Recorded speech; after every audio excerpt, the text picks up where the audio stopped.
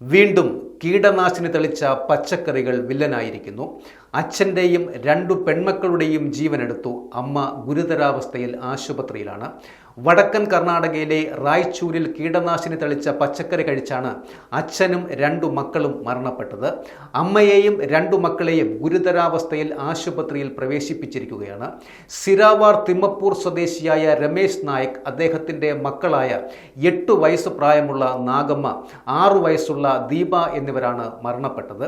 രമേശിൻ്റെ ഭാര്യ പത്മ, മക്കളായ കൃഷ്ണ, ചൈത്ര എന്നിവരാണ് ഇപ്പോൾ ചികിത്സയിലുള്ളത്.